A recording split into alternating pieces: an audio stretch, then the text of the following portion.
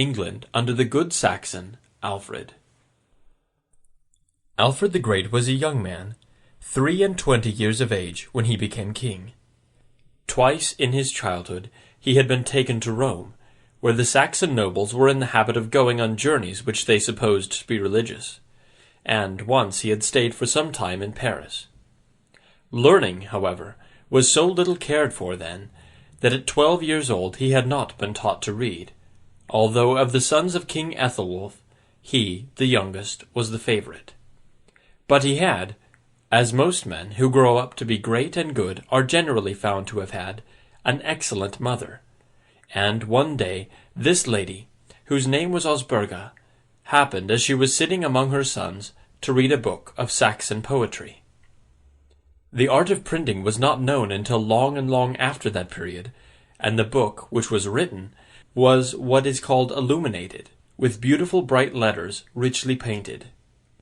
The brothers, admiring it very much, their mother said, "I will give it to that one of you 4 princes who first learns to read." Alfred sought out a tutor that very day, applied himself to learn with great diligence, and soon won the book. He was proud of it all his life. This great king, in the first year of his reign, fought 9 battles with the Danes. He made some treaties with them too, by which the false Danes swore they would quit the country. They pretended to consider that they had taken a very solemn oath in swearing this upon holy bracelets that they wore, and which were always buried with them when they died. But they cared little for it, for they thought nothing of breaking oaths and treaties too, as soon as it suited their purpose, and coming back again to fight, plunder and burn as usual. One fatal winter, in the 4th year of King Alfred's reign, they spread themselves in great numbers over the whole of England, and so dispersed and routed the king's soldiers that the king was left alone, and was obliged to disguise himself as a common peasant, and to take refuge in the cottage of one of his cowherds, who did not know his face. Here King Alfred, while the Danes sought him far and near, was left alone one day by the cowherd's wife to watch some cakes which she had put to bake upon the hearth. But being at work upon his bow and arrows, with which he hoped to punish the false Danes when a brighter time should come, and thinking deeply of his poor unhappy subjects whom the Danes chased through the land, his noble mind forgot the cakes, and they were burnt. "What?" said the cowherd's wife, who scolded him well when she came back, and little thought that she was scolding the king. "You will be ready enough to eat them by and by, and yet you cannot watch them, idle dog." At length the Devonshire men made head against a new host of Danes who landed on their coast, killed their chief, and captured their flag, on which was represented the likeness of a raven, a very fit bird for a thievish army like that, I think. The loss of their standard troubled the Danes greatly, for they believed it to be enchanted, woven by 3 daughters of one father in a single afternoon, and they had a story among themselves that when they were victorious in battle, the raven stretched his wings and seemed to fly, and that when they were defeated he would droop. He had good reason to droop now, if he could have done anything half so sensible, for King Alfred joined the Devonshire men, made a camp with them on a piece of firm ground in the midst of a bog in Somersetshire, and prepared for a great attempt for vengeance on the Danes, and the deliverance of his oppressed people.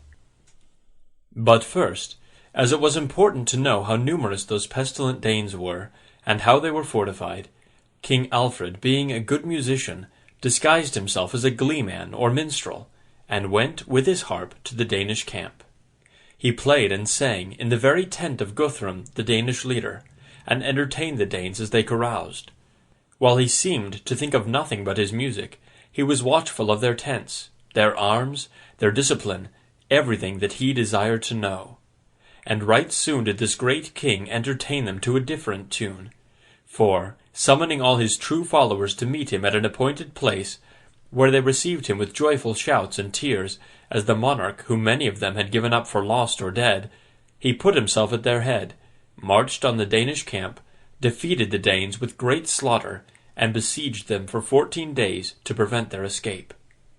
But being as merciful as he was good and brave, he then, instead of killing them, proposed peace, on condition that they should altogether depart from that western part of England, and settle in the east, and that Guthrum should become a Christian, in remembrance of the divine religion which now taught his conqueror, the noble Alfred, to forgive the enemy who had so often injured him. This Guthrum did. At his baptism, King Alfred was his godfather, and Guthrum was an honourable chief who well deserved that clemency, for ever afterwards he was loyal and faithful to the king. The Danes under him were faithful too. They plundered and burned no more, but worked like honest men. They ploughed and sowed and reaped, and led good, honest English lives. And I hope the children of those Danes played many a time with Saxon children in the sunny fields, and that Danish young men fell in love with Saxon girls, and married them, and that English travellers, benighted at the doors of Danish cottages, often went in for shelter until morning, and that Danes and Saxons sat by the red fire, friends, talking of King Alfred the Great.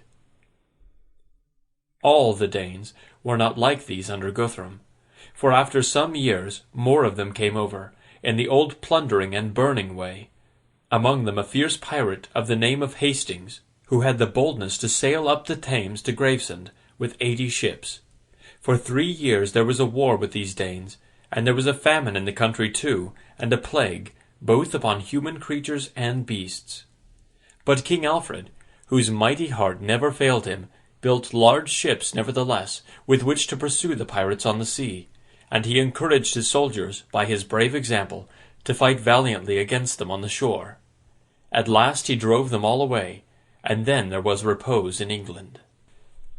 As great and good in peace as he was great and good in war, King Alfred never rested from his labours to improve his people. He loved to talk with clever men, and with travellers from foreign countries, and to write down what they told him for his people to read. He had studied Latin after learning to read English, and now another of his labours was to translate Latin books into the English Saxon tongue, that his people might be interested and improved by their contents. He made just laws, that they might live more happily and freely. He turned away all partial judges, that no wrong might be done them. He was so careful of their property, and punished robbers so severely, that it was a common thing to say that under the great King Alfred garlands of golden chains and jewels might have hung across the streets, and no man would have touched one. He founded schools.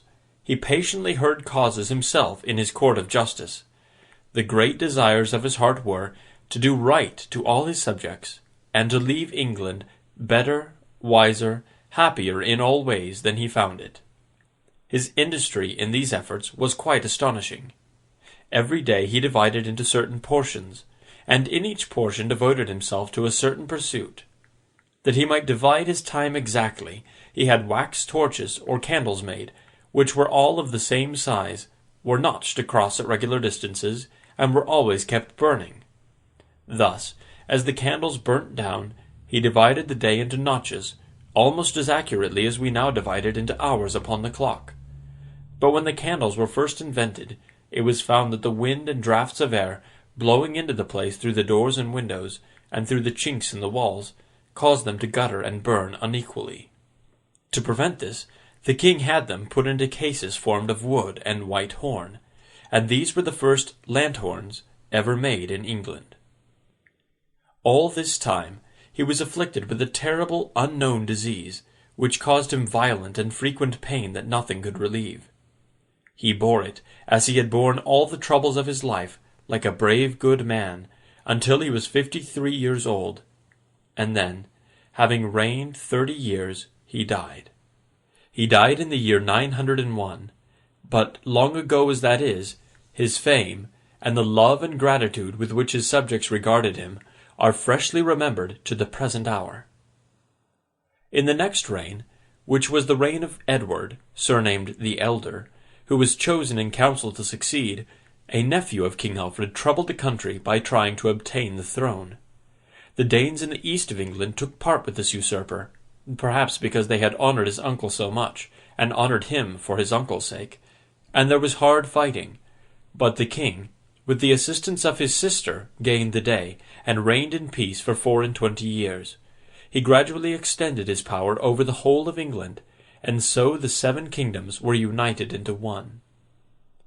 When England thus became one kingdom, ruled over by one Saxon king, the Saxons had been settled in the country more than 450 years. Great changes had taken place in its customs during that time. The Saxons were still greedy eaters and great drinkers, and their feasts were often of a noisy and drunken kind, but many new comforts and even elegances had become known, and were fast increasing. Hangings for the walls of rooms, where, in these modern days, we paste up paper, are known to have been sometimes made of silk, ornamented with birds and flowers in needlework. Tables and chairs were curiously carved in different woods, were sometimes decorated with gold or silver, sometimes even made of those precious metals. Knives and spoons were used at table, golden ornaments were worn, with silk and cloth, and golden tissues and embroideries. Dishes were made of gold and silver, brass and bone. There were varieties of drinking horns, bedsteads, musical instruments. A harp was passed round at a feast like the drinking bowl, from guest to guest, and each one usually sang or played when his turn came. The weapons of the Saxons were stoutly made, and among them was a terrible iron hammer that gave deadly blows, and was long remembered. The Saxons themselves were a handsome people. The men were proud of their long, fair hair parted on the forehead, their ample beards, their fresh complexions, and clear eyes. The beauty of the Saxon women filled all England with a new delight and grace. I have more to tell of the Saxons yet, but I stop to say this now, because under the great Alfred all the best points of the English-Saxon character were first encouraged, and in him first shown. It has been the greatest character among the nations of the earth. Wherever the descendants of the Saxon race have gone, have sailed, or otherwise made their way, even to the remotest regions of the world, they have been patient, persevering, never to be broken in spirit, never to be turned aside from enterprises on which they have resolved. In Europe, Asia, Africa, America, the whole world over, in the desert, in the forest, on the sea, scorched by a burning sun, or frozen by ice that never melts, the Saxon blood remains unchanged. Wheresoever that race goes, there law and industry, and safety for life and property, and all the great results of steady perseverance are certain to arise.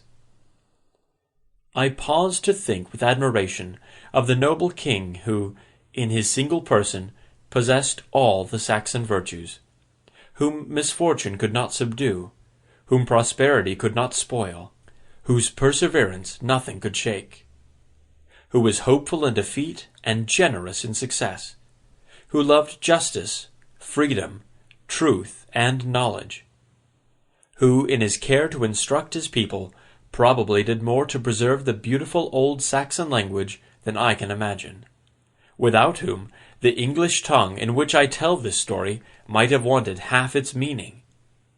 As it is said that his spirit still inspires some of our best English laws, so let you and I pray that it may animate our English hearts, at least to this, to resolve, when we see any of our fellow creatures left in ignorance, that we will do our best, while life is in us, to have them taught, and to tell those rulers whose duty it is to teach them, and who neglect their duty, that they have profited very little by all the years that have rolled away since the year 901, and that they are far behind the bright example of King Alfred the Great.